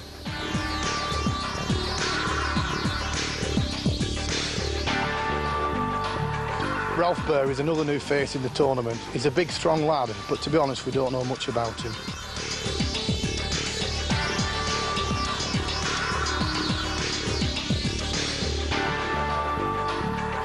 And then there's me. I'm not the biggest lad in the heat, but I'm certainly the busiest. 6 events already this year, and I'm as prepared as I'll ever be.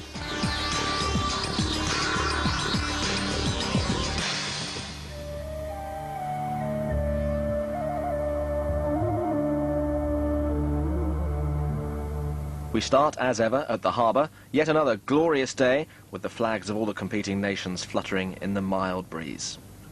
And this is the event they all hate. It's called the Super Yoke, and it weighs 355 kilograms. This event will hurt the most on your legs and your back, and it will be all about balance and time. And our commentator, as ever, is Paul Dickinson. And so theory has it that Badenhorst should be the favourite, but with 3 newcomers to World's Strongest Man, this could be a fascinating confrontation. South Africa. Badenhorst, the rugby player, the weightlifter, the bodybuilder, and of course an incredible strongman over the years. Bujardes Lopez, Spain. Gustavo Bujardes from Spain, Spain's strongest man, one of the newcomers. Ralph Baer, Austria. Ralph Baer, his first ever international competition. This man is a sports fanatic. Lee Bowers, England. Lee Bowers, nervous moments for him. His first ever competition, he entered it from a local newspaper advert and he won it and he's never looked back. Well, the one thing that everybody is agreed on is this is one of the toughest competitions in World's Strongest Man, the equivalent of carrying 5 14-stone men over 25 meters. It's very tough. Lift. Dougie Edmonds, the man in charge as usual. Ralph Baer gets away well. Bujardes has been left on the starting blocks. Bowers going well, and it's Badenhorst on the far side. The Austrian, though, in charge, but he's being challenged by the South African. Badenhorst, I think, is just going to win it just. Oh, goes flying. Ralph Baer has actually dropped it on the line, and Lee Bowers comes through to take second place, just out of shot. That was brilliant for England. Ralph Baer thinks he's got it, but I can assure you, Lee Bowers is second. Well done, Lee. The last 10 metres, you seem to be struggling a bit there. Tell us where was it hurting then? I actually felt my bicep, you know, by pulling the 2 things together. I think I took it too far out. I pulled a bit on my bicep, so it was sore. Was there a point where you thought, now, am I going to let it go or not? No. You must always be positive and finish. You can't just put it down. When you saw the guy next door to you drop it just short of the line, you must have thought, great, I've got to get to the end. Well, to be honest, I wasn't really taking any notice of what anybody else was doing. It was just a matter of concentrating on my own race. If he dropped it, that's his hard luck, really, isn't it? He should have finished it. All fair in love, war, and the world's strongest man. A victory there for the man from the Highveld, Lee Bowers, in second.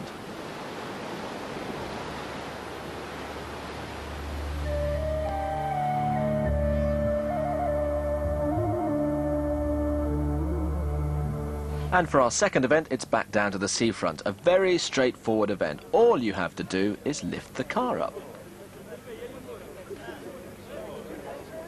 Now, most of you watching at home weigh between 70 and 90 kilograms. This car weighs in excess of 1,000. But as if that wasn't enough, there's 2 people inside. Hello. Hello. And it's going to be a pretty rough ride for the people in the back of that car.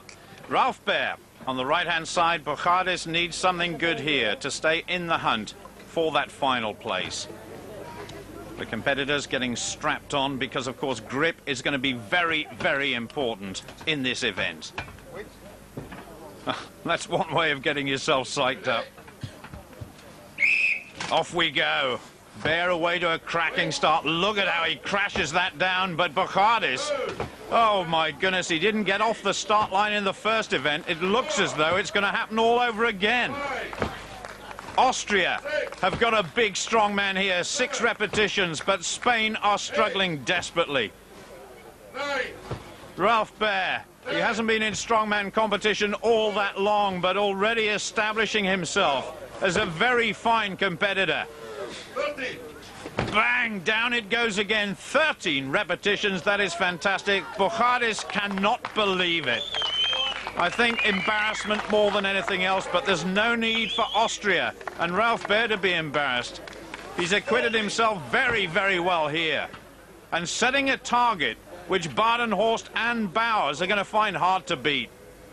Having said that, Badenhorst is an ex-world record holder in deadlift, but that is it. He's finished. A great effort by the Austrian. 15 repetitions. Total exhaustion for Ralf Behr. Total frustration for the Spaniard.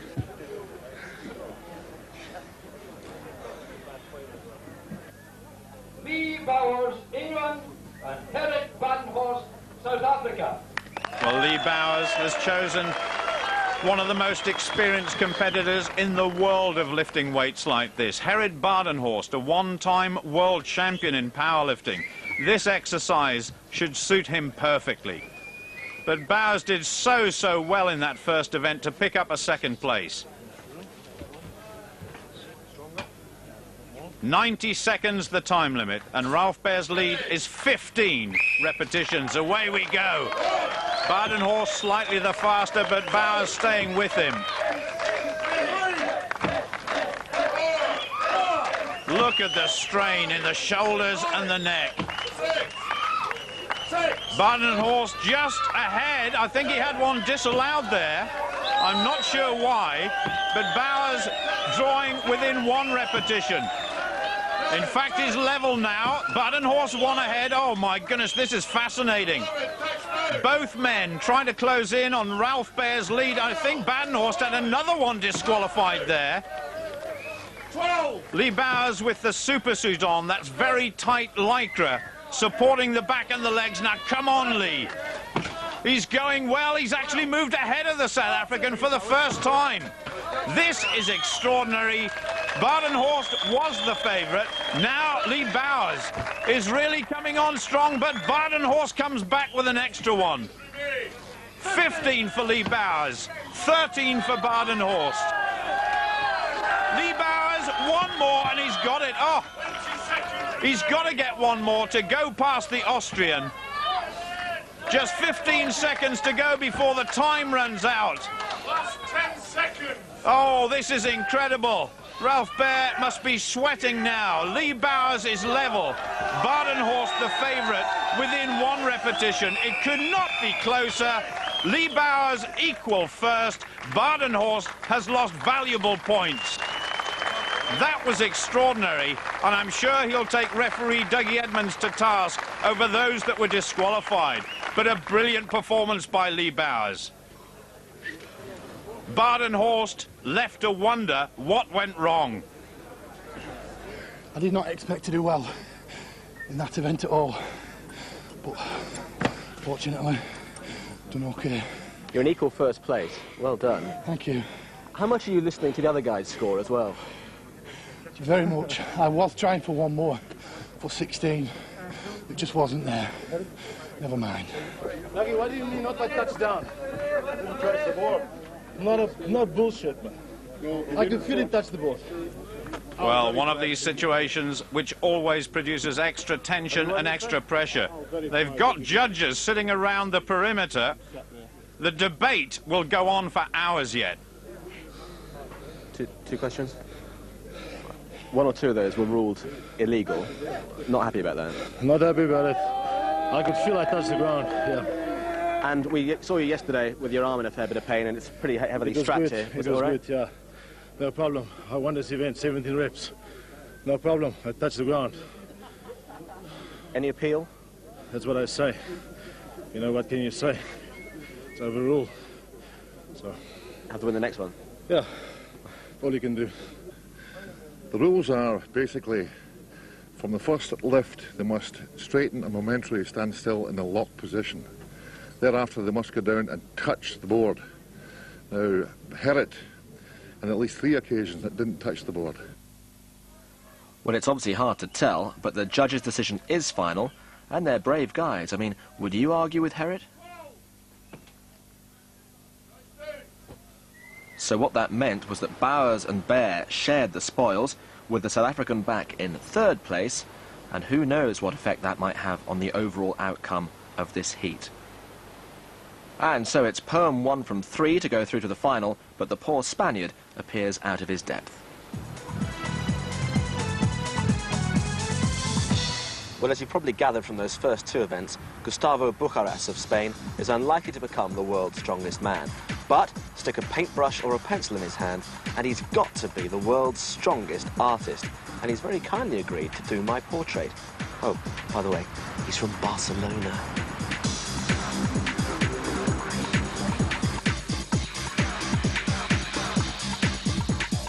Barcelona is a nice place for living, but I like this place because I like to draw beautiful bodies. Goes without saying. I was a bodybuilder, then I become a strong man, but I think that this event is too hard for me. In fact, International Federation of Strength Athletes have asked me to produce a new logo for them.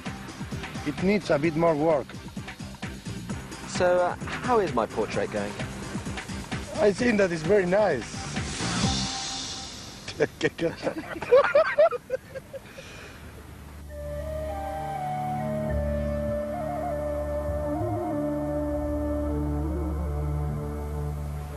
So into the second half of what's been a keenly contested heat so far, and this is the wheelbarrow race. Strength, power, but also balance coming into play here. It's a big grip event, so it's a matter of holding on as long as you possibly can. It's a very tight group, this, isn't it? Yeah, but everything seems to have been close, you know, in this particular heat, which is good for the crowd, but not so good for the competitors. And so one of the most extraordinary events in World's Strongest Man, where balance is going to be absolutely crucial for Bujarás. Way off the pace, but developing a fantastic rapport with the crowd. He's a very popular man indeed. 500 kilograms it weighs. Oh my goodness, he's in trouble already. 25 meters. The length they've got to go. The weight isn't really a problem, but the balance is so delicate. He's getting tremendous support, as always, from the crowd, but I'm not sure it's going to be enough. Grit, determination is there in abundance. Oh, he's had enough already. They'll have to get the tape measure out and find out exactly what the distance is, round about 6 meters or thereabouts. Frustration once again for the Spaniard. This is a very tough baptism in World's Strongest Man for Bujarás. Ralph Baer, well, he goes in a few moments' time. But first of all, it's Gerrit Badenhorst. That right arm is heavily strapped. He's certainly been in the wars over the last few years in World's Strongest Man. Some terrible injuries, but he's back again and determined to get through to the final.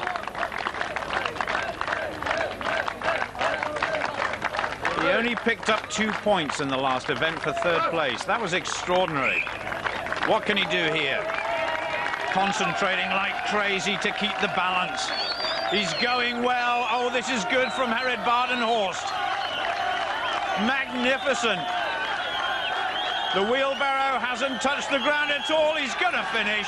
That is fantastic. 16 seconds. He's back, and he's back strong.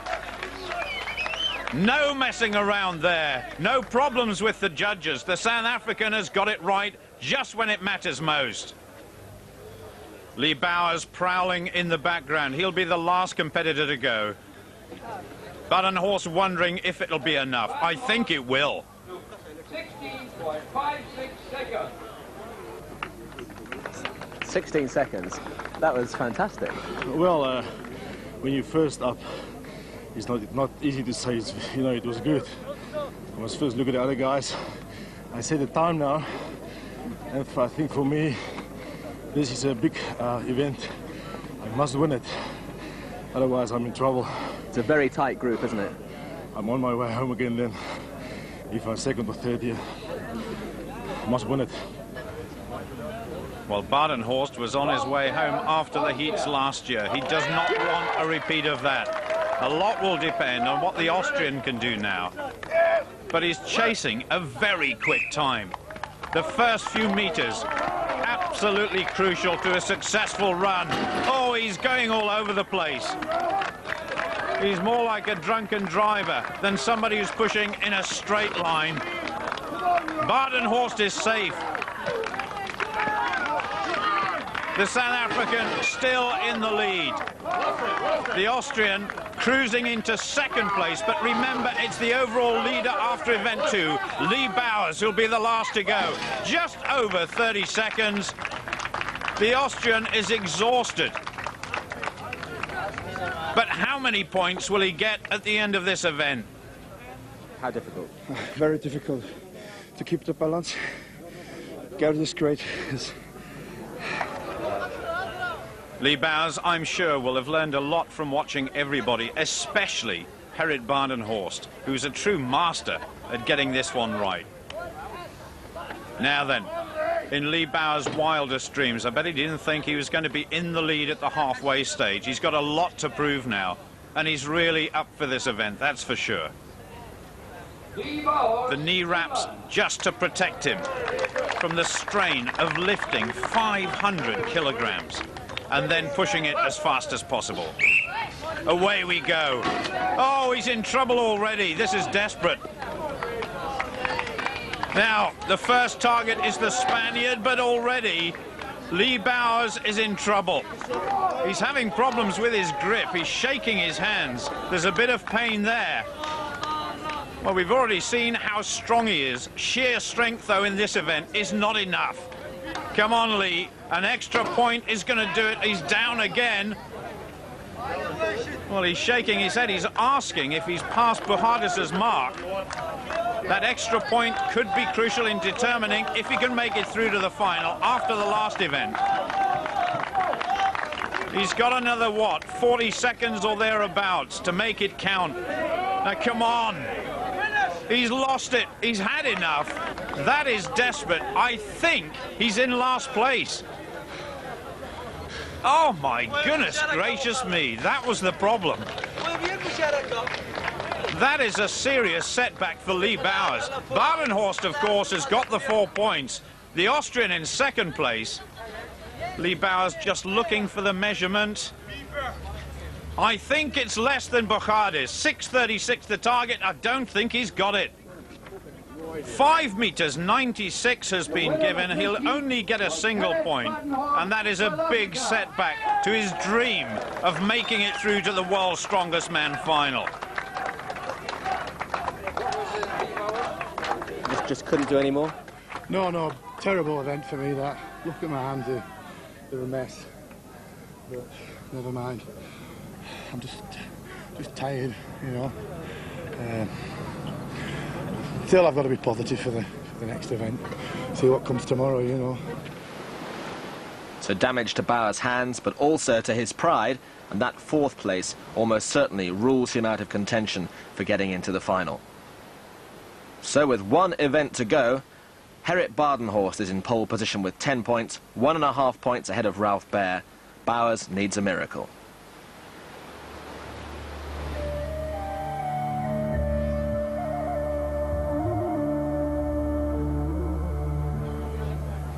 So the tyre flip will decide this heat, all sorts of permutations, but the South African surely is favourite to go through. And so to the first of 2 heats. This one has got tremendous English interest with Lee Bowers. Buhardis, on the other hand, no chance of reaching the final, but a very popular man here in Morocco. Lee Bowers. And Lee Bowers, well, there's a possibility. It's only a mathematical possibility, though, that he can make it through to the final. He's got to win this, and Badenhorst would have to finish last. A real testing time for this man in his first major international competition. Buhardis, fantastic artist. It would have to be a masterpiece of an effort here to win it. It really would. Now, come on, Lee Bowers. Buhardis, he is a strong man. but he's got to learn these events if he's going to make any headway through to the final in future years. Lee Bowers has learnt very, very quickly in just a few events what it's like to compete with the best. Bowers ahead, and that's the way it's got to stay. In third place overall at the moment, behind Ralph Baer and the leader Gerrit Badenhorst. 30 metres the target. We're familiar with this event now. The 300-kilogram tyre at the end of 4 grueling events. Well, it really is a trial of strength, determination and endurance as well. Buchardes is not out of it. 90 seconds is the time limit. They may well run out of time before the distance is completed. And then an agonizing wait for Lee Bowers as the 2 big men come out in the final heat. But Bowers is ahead. That's good news for him. That's the end. Buchardes and Lee Bowers will go back to the tent and sweat and wait and be very, very nervous at the outcome of the next couple of minutes. I'm glad to have gained the experience of the first competition of this standard. Hopefully, when I come back next year with the experience I've gained, I'll be in a much better position to challenge for a place in the final. When you talk about the experience you've gained, to be a bit more specific, what is it that you've learnt that maybe you didn't know before? I'm going to have to be a lot stronger than I am now. And so to the last heat. Again, it's very, very tight in terms of points. Badenhorst's experience should take him through, but Ralph Baer is the new kid on the block, and he's performed extremely well. Now then, what about Gerrit Badenhorst's arm? More treatment from the physiotherapist and the doctor. More strapping. Can it hold out? The Austrian is just ahead at the moment. Now Badenhorst, if he is beaten by Ralph Baer, he's got to go past Lee Bowers' mark. He mustn't fall 2 places behind the Austrian, otherwise he's going to be on his way home. The Austrian, 1 flip ahead. That could be significant. They call this man back in South Africa the Bloemfontein Bull. He's absolutely massive. Ralph Baer's no midget either, and he's come on strong during this competition. Like Lee Bowers, learning all the time, and he's still ahead of Gerrit Badenhorst. The clock could play a significant role as well. Whatever Badenhorst does, Ralph Baer is staying just ahead, but now the Austrian, well, is he struggling? Badenhorst, if he gets this one over, could go ahead. I think he does and just under 20 seconds to go. Oh, there's only inches in it. Now then, what about the mark of Lee Bowers? There it is. If he goes past it, he's surely in the final, that's for sure. 5 seconds to go, but that doesn't matter, he's done it. Ralph Baer is going to finish behind Lee Bowers in this competition. They'll draw level on points overall, but Badenhorst can save himself the airfare home. He's made it through to the final, but at what cost? And Ralph Baer absolutely exhausted. Were you almost doing that one-handed? Yeah, I couldn't work with this arm. Unfortunately, very sore. Every time I lifted, it was like 30 feet wants to tear apart. But unfortunately, I could have managed to roll it. In the warm-ups, I couldn't. It was very sore.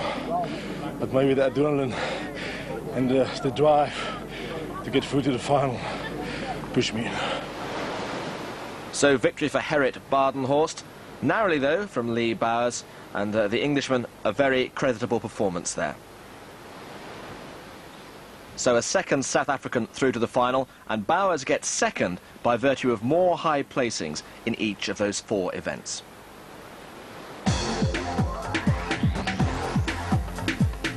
In the day's other heat, the only Grand Slam. 4 disciplines, 4 wins for Mark Filippi from the USA. Short, squat, but immensely powerful. Came over to get there, and And once I got there, I wanted to improve on my performance. And I'm not going to say I'm going to finish first or last. I'm just going to do the best I can, and whatever happens, happens. Well, sadly, Gerrit Badenhorst's arm injury was so severe he had to withdraw on doctor's advice, so Lee Bowers replaced him. A more global look to the finalists, though, now. 8 different nations and an Englishman amongst them. Talk about lucky, sneaking in through the back door like that. Couldn't even win your own heat.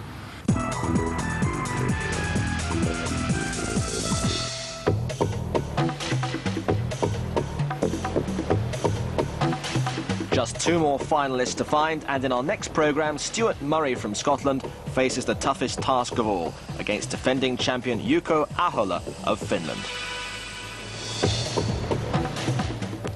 Our afternoon film next on BBC One. Have a laugh at the expense of John Candy and Dan Aykroyd as they head off into the great outdoors.